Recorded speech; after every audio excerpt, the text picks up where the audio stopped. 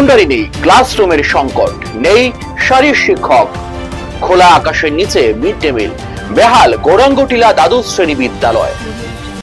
আমাদের স্কুলে দীর্ঘদিন যাবৎ ক্লাসরুমের অভাব। আজকে আমরা অনেক লেখালেখি করার পরও এগুলির যে আমরা কোনো সহযোগিতা পাইছি না।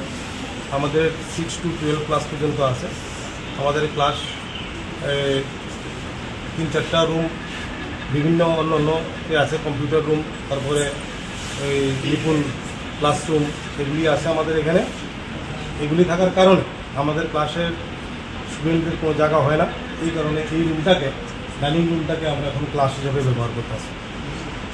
মিড ডে মিলের খাওয়া দাওয়া কোথায় হয়? মিড ডে মিলের খাওয়া দাওয়া যেখানে মিড ডে মিলের রান্নাঘর আছে ওইখানের মধ্যেই স্টুডেন্টের অনেক কষ্ট করে সেটা ওইখানে স্টুডেন্টদের খাওয়া দাওয়া করতে হয়। অনেক সমস্যা আছে ওইখানে অনেক সময় বৃষ্টি আইলে পরেও স্টুডেন্টদের খুব কষ্ট হয় এখানে। আমরা কিন্তু এই রুমের মধ্যে ওদের খাওয়ার ব্যবস্থা করতে পারছি না।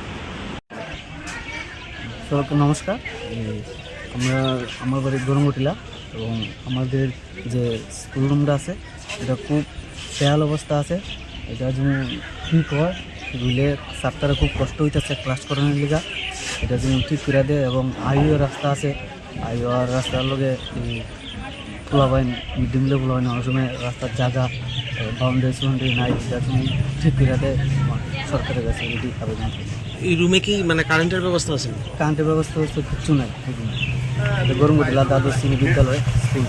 আর দেখলাম এখানে ছাত্রছাত্রীরা মিড ডে মিল মানে গাছের গুড়িতে খেতেছে। ঘরটা মিড ডে মিলের রুম আছে একটা, এটা ক্লাসরুমও নাই। আমরা এই লিগা ফলো রাস্তায় জায়গা দুই খাইতেছে, কাঁঠাল গাছের তলে দুই খাইতেছে বলা যায়।